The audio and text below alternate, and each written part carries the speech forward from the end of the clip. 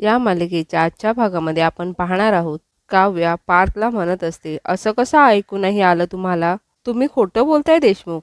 नको त्यावेळी माझ्या मनातलं कळतं ना तुम्हाला. मग आता मी म्हणत होते मला हे लग्न हवंय म्हणून. ते बरं नाही ऐकायला आलं तुम्हाला. यावर पार्थ हसतो. काव्या एकदम गप्प बसते. पार्थ काव्याजवळ हसूनच बघत असतो. पार्थ म्हणतो, दरवेळी मी मनातलं ओळखलं तर तुम्ही कधी बोलणार? काव्या मात्र खूप लाजत असते. काव्या लगेचच तेथून बाजूला होते. पार्थ काव्याकडे बघून हसत असतो. त्यानंतर काव्याला कपडे ठेवत असताना कपाटामध्ये त्यांच्या लग्नाची फोटो फ्रेम दिसते. काव्या लगेचच ती फ्रेम हातामध्ये घेते. काव्या म्हणते, हा फोटो आता बदलायला हवा ना देशमुख. जरा हसरे फोटोज लावायला पाहिजेत आता आपण, नाही का? त्यानंतर पार्थला घडून गेलेले काही क्षण आठवत असतात. जेव्हा काव्या हा फोटो बघून खूप चिडचिड करत असते. पार्थ म्हणतो, चला हा फोटो या रूममध्ये नको पासून या रूममध्ये हसरा फोटो हवा. इथपर्यंतचा प्रवास माझ्या मांजरीने केला तर. पार्थचे हे शब्द ऐकून काव्या गालातल्या गालात हसत असते आणि ती खूप लाजत असते. काव्याला लाजताना बघून पार्थ आपल्या हाताने काव्याचे गाल ओढतो. हे बघून काव्याला खूप छान वाटतं. पार्थ तेथून निघून जातो. काव्या मात्र पार्थने गालाला हात लावलेल्या ठिकाणी हात लावून बघत असते. तिला तो स्पर्श खूप हवा हवासा वाटत असतो. दुसरीकडे नंदिनी जीवाला म्हणत असते, जीवा अहो हे काय करताय? आता हा पसारा मी कधी आवरू? जीवा म्हणतो, आज का पसारा मेरे नाम. मी केलाय ना मग मी आवरणार. यावर नंदिनी म्हणते, तुम्ही आवरणार म्हणजे कठीण आहे सगळं. जीवा म्हणतो, ए चकाचक बाई, काय कठीण काय?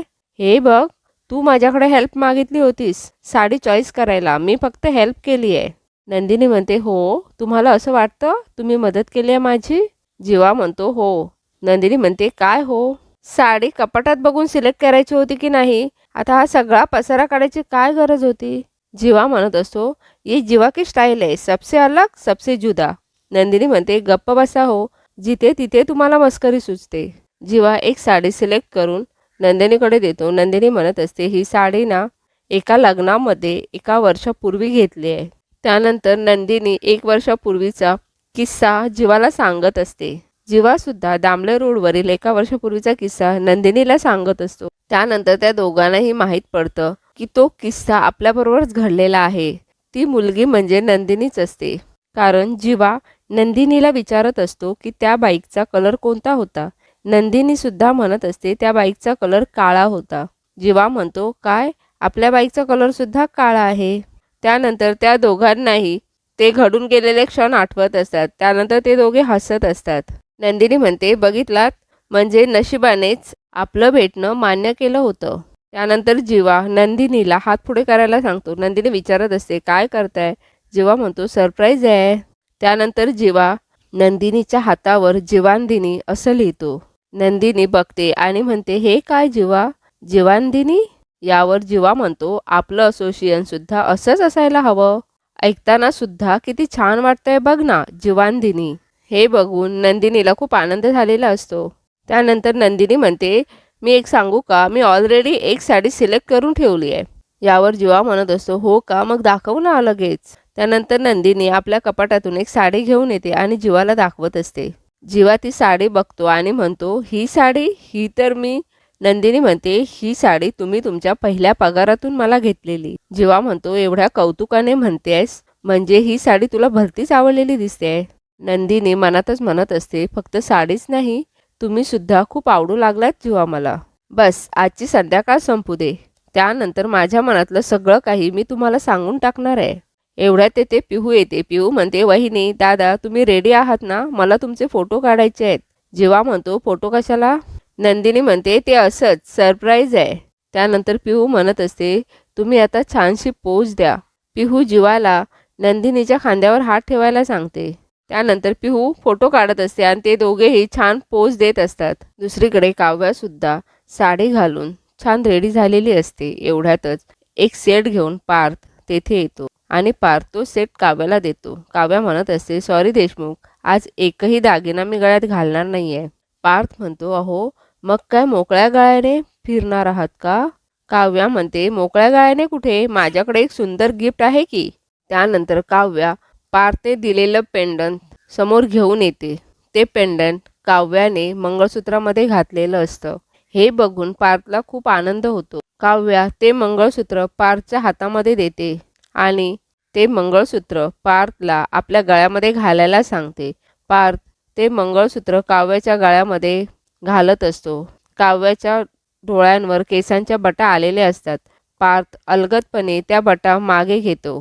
काव्या मात्र खूप लाजत असते. दोघेही एकमेकांच्या प्रेमामध्ये आकांत बुडालेले असतात. दोघांनाही एकमेकांचा स्पर्श हवा हवासा वाटत असतो. थोड्या वेळाने पार्थच्या डोळ्यामध्ये पाणी आलेलं असतं. पार्थ हळूच आपल्या डोळ्यातलं पाणी काव्या म्हणते, काय झालं देशमुख? त्यानंतर पार्थला काव्याबरोबरचे काही क्षण आठवत असतात. लग्न झाल्यानंतर काव्या खूप चिडलेली असते.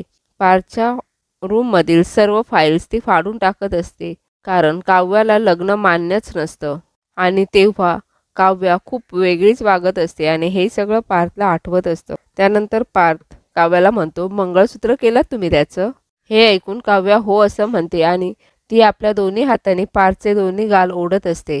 एवढ्यातच तेथे पिहू येते. पिहू मोठ्यानेच आवाज देते, दादा, वहिनी. काव्या आणि पार्थ लगेचच बाजूला होतात. काव्या म्हणते, अचानक काय आहे इथे तुझं? पिहू म्हणते, अगं फोटो काढायचे आहेत. काव्या म्हणते, अचानक काय शोधून काढलेस तू हे आता? पिहू मात्र पार्थला कुणावत असते. पार्थ म्हणतो, बाबांनी नवीन फोन घेऊन दिलाय का तुला? फोटो काढायचे आहेत? पिहू म्हणते, करेक्ट. पार्थ म्हणत असतो, यांना खूप सारे प्रश्न पडतात, हे IAS होणार आहेत ना म्हणून. काव्या म्हणते, नका देशमुख एवढं चिडू, ठीक आहे काढूयात फोटो. त्यानंतर पिहू पार्थला काव्याच्या खांद्यावर हात ठेवायला सांगते आणि ती त्या दोघांचे फोटो काढत असते. दुसरीकडे सेलिब्रेशन चालू झालेलं असतं. अनिशा तिथे आलेली असते. अनिशा मानिनीला म्हणते, हाय काकू. मानिनी म्हणत असते, काव्याच्या सर्व मैत्रिणींमध्ये तू पहिली आलीस बघ. अनिशा म्हणते, हो ना काकू, तुमची सून काय मला IASच्या परीक्षेमध्ये पहिली येऊ देणार नाही, म्हटलं इथे तरी येऊयात. मानिनी म्हणते, अरे वा, जा जा भेट तिला. त्यानंतर तेथे नंदिनीचे बाबा आणि तिची बहीण आलेली असते. त्यानंतर मानिनी धनंजयला म्हणत असते, धनंजय भाऊजी, आपली मुलं हळूहळू मार्गी लागत आहेत बरं का. ते चौघेही एकमेकांमध्ये गुंतत चालले आहेत. वेळ लागला पण लग्नानंतर झालंच प्रेम. एवढ्यातच तेथे नंदिनी येते. नंदिनी धावतच जाऊन आपल्या बहिणीला मिठी मारते. त्यानंतर ती आपल्या बाबांना मिठी मारते आणि म्हणते, बाबा कशा आहात तुम्ही? त्यानंतर नंदिनी आपल्या वडिलांशी बोलत असते. एवढ्यात तेथे पार्थ येतो. पार्थ सुद्धा सगळ्यांना नमस्कार करतो. धनंजय पार्थला काव्याबद्दल विचारत असतो. पार्थ म्हणत असतो, त्या उत्सव मूर्ती आहेत ना, तयार होत आहेत. त्यानंतर नंदिनी पिहूबद्दल पार्थला विचारत असते. पार्थ म्हणत असतो, आत्ता फोटो जमा केले आहेत, आत्ताच पेनड्राईव्ह चेक केलाय आणि प्रोजेक्टरला लावलाय. दुसरीकडे रम्या आणि वसू आत्याचं सुद्धा प्लॅनिंग रेडी असतं. नंदिनी आणि पार्थ दोघेही पेनड्राईव्ह चेक करायला गेलेले असतात. पार्थ पेनड्राईव्ह चेक करत असतो. एवढ्यातच पिहू जोरानेच दादा, वहिनी असा आवाज देतो. पार्थ आणि नंदिनी वरती बघतात. काव्या वरून खाली येत असते. नंदिनी आणि पार्थ दोघेही काव्याकडे बघतच राहतात. दोघांनाही खूप आनंद झालेला असतो. पार्थ मात्र एकटक काव्याकडे बघत असतो. नंदिनी हातानेच काव्याला खूप छान दिसतेस असं म्हणत असते. पार्थ लांबूनच काव्याला फ्लँकिस देत असतो. काव्या पार्थने दिलेला फ्लँकिस आपल्या हातामध्ये पकडते. दोघेही एकमेकांजवळ खूप प्रेमाने बघत असतात. नंदिनी म्हणत असते, काव्या आली आहे तर आता तुमचं कशातच लक्ष नाही लागणार.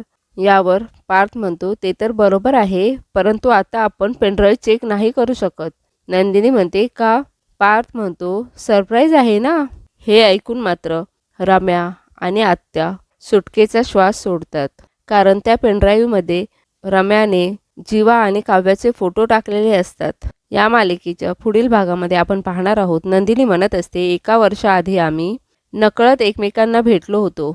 पार्थ म्हणतो, आजचा हा दिवस प्रेमाचा आणि विश्वासाचा आहे आणि त्यासाठी हे सरप्राईज आहे असं म्हणून नंदिनी तो प्रोजेक्टर चालू करते. त्यामध्ये जीवा, नंदिनी, पार्थ आणि काव्याचे फोटो असतात आणि त्यामध्ये शेवटी रम्याने काव्या आणि जीवाचे फोटो टाकलेले असतात.